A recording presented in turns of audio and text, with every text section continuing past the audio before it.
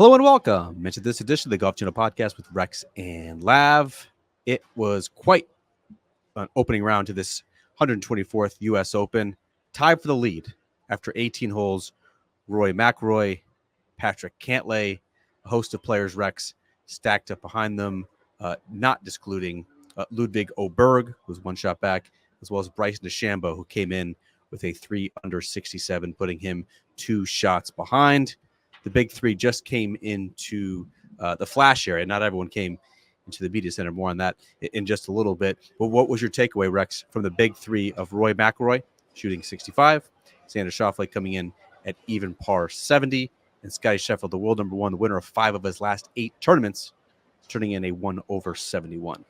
I think Scottie's round surprised me the most. I mean, look, we had him in a tier by himself. He was clearly the runaway favorite for all the right reasons. And he talked about it in his post-round interview a little bit, touched on the idea. He felt like he actually scored halfway decently compared to how he hit the ball. And he put himself in a lot of bad positions on this golf course today. And if you do that, the numbers can add up really quick. So relative to the rest of the field, and I think the scoring average is it's over 3 strokes over par right now. So relative to the rest of the field, he's still right there in it. He needs a good round tomorrow, but that one surprises me the most. Second surprise, and only slightly behind, is that Rory is right there, because we talked about it yesterday in the pre-tournament podcast, the idea that the one thing that Rory does well, his driver, when he's playing well, it all stems from his driver. He can overpower golf courses. He can do things with the golf ball off the tee that a lot of other players, most other players, can't do.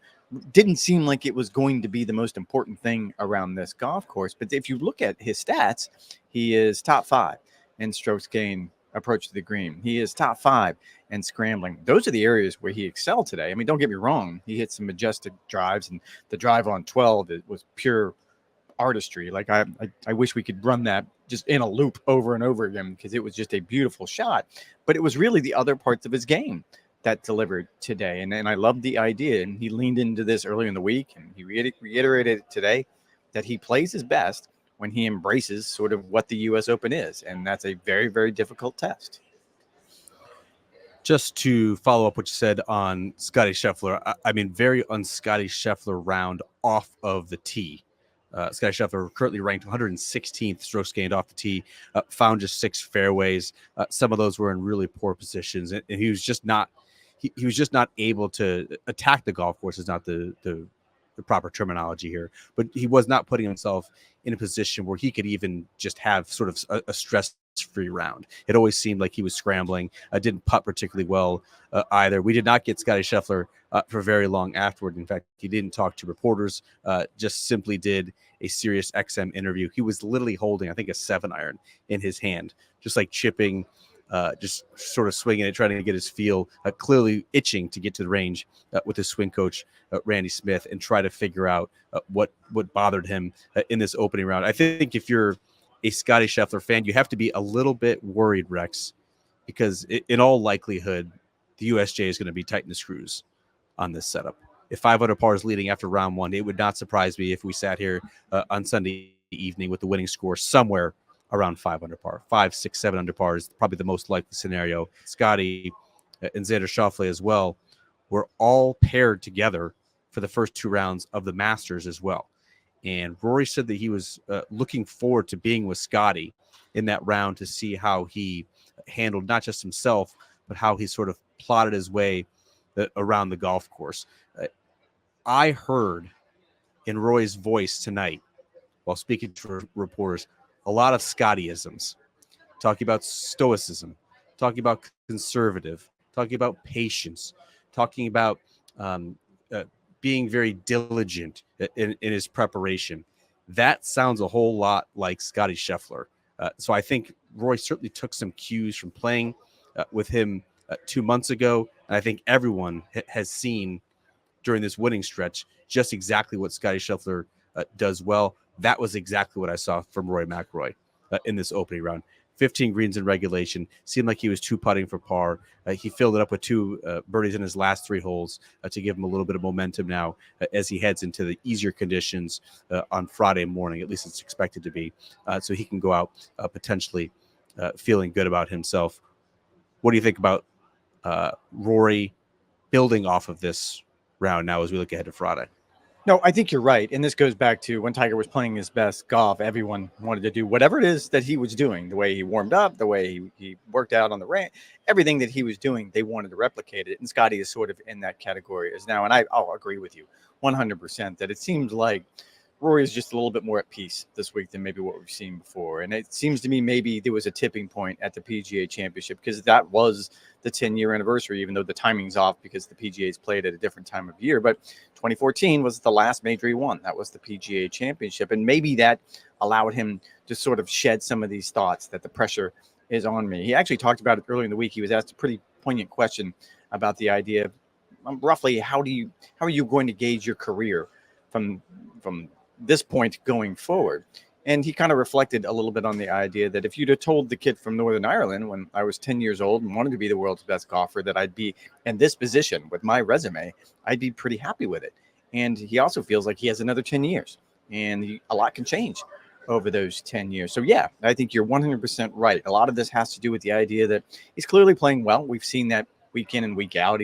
He's top 10 in Canada. He top 10 before that at the PGA Championship. I think all of these things are cumulative, but the bigger issue right now seems to be he just seems to be in a better mindset, and that's probably going to serve him well going into the weekend because as we've addressed time and time again about this golf course, you're going to make mistakes. You're going to end up in a bad spot. You're probably going to make a big number. The trick is going to be how you respond to it, and he seems to be responding really well. Yeah, Roy seemed very much to be in control on Thursday.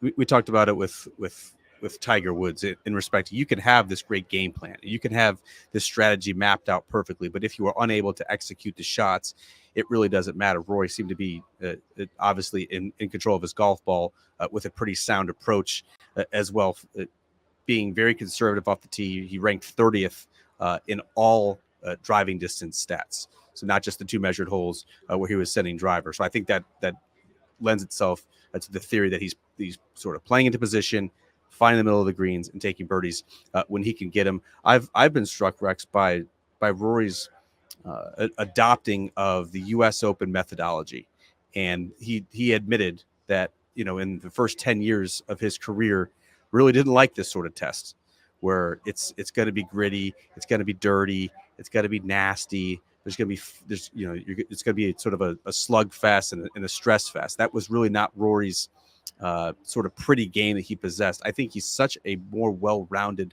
player now that he is able to sort of rise to the challenge and what the golf course presented. I thought that was a very mature approach that he's had, sort of learning to love golf course architecture more than he has in the past, understanding what the architect was trying to do, and sort of embracing this style of play as opposed to sort of being just one-dimensional where it comes to just bomb it, gouge it, birdie it, and move on. And this goes to, I alluded to the shot on 12. I'm sure you've seen it. It was a stinger driver. And I was texting back and forth with Paul McGinley, who had posted something on X. He said the height of that drive was about 25% at what his normal height would be. It was a thing of beauty. I've never seen that out of Rory before. It was very much a Tiger-esque shot. We all know that we have that sort of seared into our consciousness. But when it comes to Rory, normally he's just hitting those high, booming, majestic draws. This wasn't that at all. This was a controlled, in the moment, this is what the golf course is giving me. And you're right. I think in this particular case, there's not a lot of guys that walked off that course today and truly can say to themselves, I had fun out there. Yes, it was hard. And yes, I had to work. And yes, mentally, I'm probably burnt out a little bit right now. But it was clear that Rory thoroughly enjoyed that. And he did go back to the idea. I mean, when he won the U.S. Open at Congressional, it was his words, not mine. It was set up soft. It was set up much more, quote, like a PGA Tour event. And it was. And up until I think he won the Open Championship at Liverpool, that was sort of the knock against him, that he could only win a major or a tournament on a soft golf course. That performance today was nothing like that. That performance was a work of art. Also wanted to touch, Rex, on Bryson DeChambeau, who shot a 67 in this opening round. I mentioned him in the preview podcast as being sort of a polarizing player. There did not seem to be a consensus on how Bryson DeChambeau would be able to attack this golf course. In his pre-tournament press conference on Tuesday, Bryson mentioned that he was going to be conservative and that he was going to have to hit 4 or 5, 6 irons off the tee and not send driver. Apparently in game time, That is not what Bryson DeChambeau decided to do. Led the field in driving distance on day one. Led this field in strokes gained off the tee. Were you a believer in Bryson before the week? And did anything that you saw on Thursday lead you to believe that he can capture his second U.S. Open title? The answer to the first question, no, not really. And for the reasons I just laid out for Rory, and we did it in the preview podcast, the idea that what they do well didn't seem to be a great fit for this golf course. I mean, you go back to what Martin Keimer did, and I've thrown the stat out a couple of times now, but what he did well was he hit his irons really well, and he one-putted 49% of his greens. If you want to break it down statistically, that's what's important. No one ever looks at Martin Keimer's driving and be like, he overpowered that course back in 2014. You could probably say the same about Michael Campbell when he won here, Payne Stewart. It's just not a golf course. It seems like it lent itself.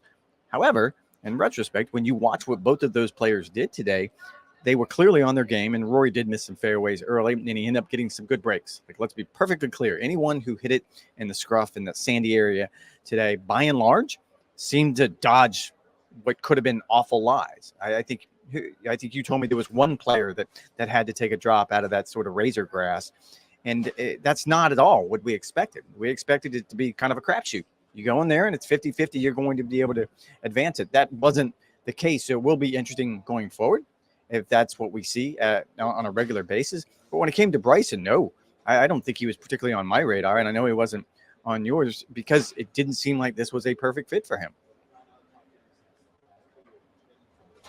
Don't be lumping me within the Bryson skeptics. I don't think you were very excited about it. I was taking more of a wait-and-see approach as it related to Bryson. Don't run scared now. I wasn't thrilled with the idea, but I mean, Bryson is driving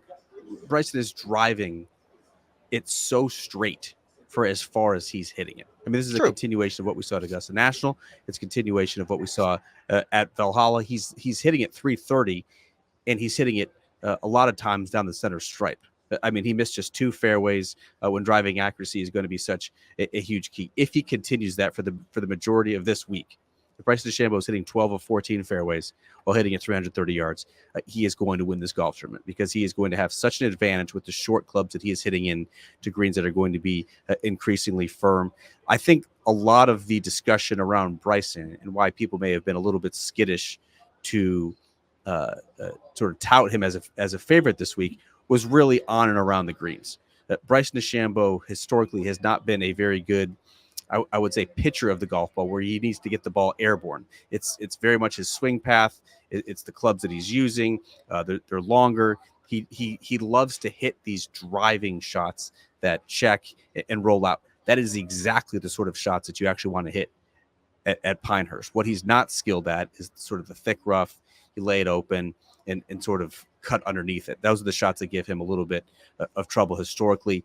This, I think, plays right into his hands. He actually had a poor putting day, which was surprising for Bryson DeChambeau. He's always been an above-average, underrated putter, just 53 feet worth of putts made in the opening round. I think he's a very dangerous player as we look forward to the rest of the week. How about your boy Ludvig Aberg in his U.S. Open debut, coming off the strong Masters performance, of course, and then a miscut at the PGA Championship. What stood out to you about the 24-year-old? I gotta throw a flag here. Are we just gonna gloss over Patrick Cantlay, who's tied for the lead? Is this because I'm trying to figure out why you're driving the ship the way you're driving the ship? Because Pat had a really, really good round. It was early in the day. It seems like it was a long time ago, and it probably was. What do you want to say? This is an open phenomenal round. What do you want to say about Patrick Cantlay? I'm going to spin this a little bit ahead, and let's say we get to the end of tomorrow and the leaderboard is kind of similar to what it looks like today. Imagine the juicy storylines that we could come up with Patrick Cantlay and Rory McIlroy playing against each other on the weekend of the U.S. Open, with everything that's swirling around golf. And when what do you mean? How about a little backstory? Okay. No, I'll do that. I wasn't even trying to be coy about the idea. I think it's pretty well known that Rory McIlroy wanted back on the PGA Tour's policy board after he stepped down last fall, and he wanted back on. And by all accounts, it was Patrick Cantlay who did not want him back on. Now, my understanding, the reasons behind that is because of the optics and what that would look like to the membership. I don't know if it was personal or not. I don't feel like it was personal. But the narrative, at least within the circles of the game, is that they don't particularly like each other. And this goes back to last year's Ryder Cup and what happened on the final green on Saturday afternoon, and everything that transpired in the parking lot between our colleague Bones Mackay, who just happened to be in the wrong spot, and Rory McIlroy. And it's just juicy storylines. And I'm just curious why you're glossing over them. This is normally the stuff you dig into. I am. It's a little bit premature, I believe, for that. I'm also a bit skeptical that Patrick Cantlay will remain in this position for the duration of the tournament. Tell me that. Just 2 top 10 finishes this year. Has not played well coming into this. Historically, in the major championships, he has also not fared particularly well. To hear Patrick Cantlay say he's been going through some swing changes, did not say what the swing changes were with his swing coach, Jamie Mulligan, but he said that if you're working hard and you're working on the right things, eventually it pays off. Apparently it did in the opening round. Just 1 bogey. He made it on the very difficult par 3 15th hole. He did sign for a 65. I'm just not sure, particularly when he's teeing off on Friday afternoon, when the conditions could be baked out, that he will be there by day's end. Okay, that's fair enough. You asked me about Ludvig, my boy. I was very excited about that. The story that I wrote this afternoon on NBCSports.com/golf is the idea that we keep talking about first with Ludvig. It was his first Ryder Cup. It was his first PGA Tour win back in the fall. It was his first first major at the Masters. This is his first U.S. Open. Every step of the way, he plays like a veteran. He handles himself like a veteran. I don't know if this is sustainable. You talk about, you look down the leaderboard, which one of those guys will be around on Sunday, because he hasn't exactly been a model of consistency over the last few weeks. However, I do love the storyline there as well, simply because here is a fresh face, newcomer with so much potential, and you can just see how his confidence is growing. And twofold when it comes to this particular golf course. He actually said the 2014 U.S. Open was the first one that he remembers really watching and getting into. Martin Keimer, clearly there was a European connection there. And he also played the U.S. Amateur here. I think he had advanced to the second round of match play, if I'm not mistaken, back in 2019. So there is a really cool connection there. And I would love to see how this weekend transpires. Is Ludvig playing hurt? I don't know. I asked him specifically about it. There's been reports that he had some sort of a knee issue, and he said, no, everything is absolutely fine. And the way he hit the ball today and the way he's moving around this golf course, it seems like that's the case, but we'll have to see. Nice little cop out there. Rex, what else stood out to you from the day one as we finish out this mini pod from round 1 of the U.S. Open? Obviously, the 78 from Victor Hovland stands out to me. As well as the 3 late bogeys for Brooks Koepka to turn in an even par round of 70. My pick to win, Collin Morikawa, also in the house at 70 as well. What other headlines caught your eye on this Thursday? Well, let's just go to the bottom of the leaderboard then. That seems to be fun when we're doing this. Phil Mickelson, 9 over 79. That hurts. Certainly Victor Hovland, I think you just mentioned, 8 over 78. Keep going down the list. Cam Davis, who's been playing pretty well, 7 over 77. Our boy Sahith Theegala, 7 over. I can keep going on and on and on. It was this golf course. JT shot 77 as well. Kind of glossed over that one. Tiger Woods, 4 over, although given the stat I just threw out there that the scoring average was 3 shots over par, 4 over, doesn't seem that bad. This is the time of year, and I hate to be the one that watches the ambulance, because that always has a sort of this morbid feel to it to me. But this is the one I look forward to because of what's happening today. This is the USGA at its best. It's on a classic golf course where it's a proven championship venue, and it doesn't take a lot to bring it right to the edge, and they've done it. Because I don't know if I didn't hear one player today. Actually, I think Collin Morikawa had some comments about sort of the consistency of the sand in the bunkers. But outside of that, I didn't hear one player complaining about it. And when you have a scoring average among the best players in the world, that's 3 shots over par, you almost always get somebody complaining about it. I think it's a testament to how cool this golf course is and why the USGA decided that we're going to make this a staple in our venues. And it's must-watch TV to me, because the rest of the year, it seems like all we're doing is racing to 20 under par to see who's going to win the event. This is actually just going to be a race of attrition. Keep in mind, this is, I think, exactly what you and I thought would happen in this opening round. The USGA was not going to get crazy with some of these hole locations in the opening round. You have 156 players, many of whom are final qualifiers into this. There's some amateurs in the field. The pace of play was already dreadfully slow. Sort of tricking up the golf course is not what they were particularly interested in doing on Thursday or Friday. Get back to us on Saturday. Let's see if there's any more kvetching or hand-wringing on Saturday. That is when I think they're particularly going to be putting the screws to this golf course and seeing, I think, this winning score. Again, you're still looking at a 5, 6, 7 under par. But I do feel like with some of the names that we have atop this leaderboard, in particular, Rory McIlroy and Bryson DeChambeau, I think we're set up in store for a very exciting Friday. All right, that is going to do it for this edition of Golf Channel Podcast with Rex and Lav. You guys know the drill. NBCSports.com/golf for all the latest news, notes, and updates. Rex, you have a sausage finger up. Thank you. I thought you were going to ignore the sausage finger. No, I was going to do one hot take before we get out of here. I ran it by you. You didn't seem very excited about this, but I'm going to throw it in here really quick because I know how important keeping the mini is to you. However, I'm going to do this, and please, North Carolina, leave me alone. Like, I don't want to get in some sort of turf war with you on this one. This is just my opinion, and I will tell you, North Carolina barbecue is not my thing. I don't like the tang. I don't like the vinegar base. It's just not mine. And our colleague Mark Slabaugh and I were talking about it today, and I've come up with the perfect formula. I like pulled pork from Georgia. I like ribs from Memphis, and I like brisket from Texas. I can't disagree with anything you just said. Oh, so you feel the same way about North Carolina? I thought you were going to run and hide. And I like the tang. It wouldn't be my first choice. I think it's a nice change of pace. I'm not a huge sweet Southern sticky guy. I think that can also grow tiresome. Like if that was your sort of one model, I think you'd get sick of that real quick. I think probably if you were to do something over and over again, you would go Texas style, where it's just very heavy salt and pepper, very rich. But I've been a big fan of Memphis ribs. I love Georgia style pulled pork, and I love the heavy pepper forward flavor that you get from Texas barbecue as well. Again, I don't dislike Carolina barbecue. I like the occasional tang and twang that you do get from the vinegar base. But again, it just wouldn't be my first choice. Not a fan. I'm going to go ahead and put it out there. Just going to go with not a fan. And I'm going to say, and I'm shocked you didn't do this, Georgia mustard base is the best. Like you, of all people, I'm shocked. I'm not from Georgia. I merely spent 4 years there. But you're homework to the max. From the Harvard of the South. All right, that is officially going to be the end of the Golf Channel podcast with Rex and Lav. Rex has to scurry off to do 90 seconds of bad television on Live From.